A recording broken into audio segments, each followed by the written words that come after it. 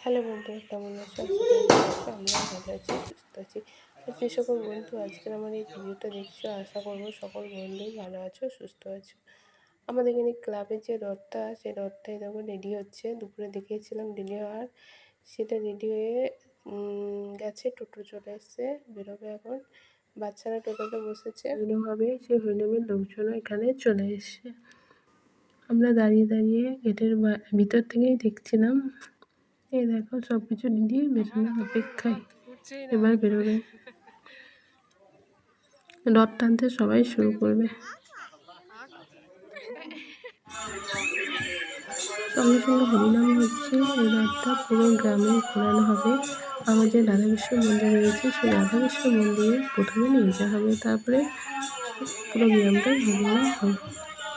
আজকে আমি কীভাবে রথের দিনটা কাটালাম, বিকেলবেলাটা, বিকাল থেকে ব্লগটা স্টার্ট করেছি, সেটা তোমাদের সাথে শেয়ার করলাম।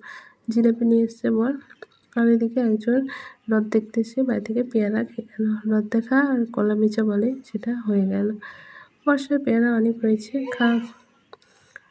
বা ছেলে রথ দেখে এসে ঘরের মধ্যে বল খেলছে। কী করবে, ওর একা একা ভালো লাগছে না, সেই জন্য বল খেলছিল। আমি সেটাকে একটু ক্যামেরা বন্দি করে নিলাম, তোমাদের সাথে শেয়ার করলাম।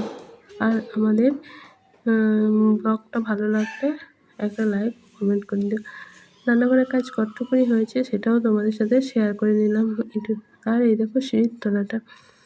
আর সন্ধ্যেবেলায় আমি ভেজেছিলাম পাঁপড়, জিলেপি আর হচ্ছে বাদাম, এগুলো ভেজেছি। এবার এইগুলো একসঙ্গে খেয়ে নেব। এটাই আজকে আমাদের সন্ধ্যেবেলার টিফিন। এই যে থালা নিয়ে নিয়েছি, নিয়ে নেবো মুড়ি। ছেলে ছিটিয়ে দেবে বলে হাজব্যান্ড ধরে বসে রয়েছে, আর আমি রেডি করে নিচ্ছি, নাহলে ও কিছু করতে দেবে না। এই দেখো পাঁপড়, বাদাম আর জিলিপি।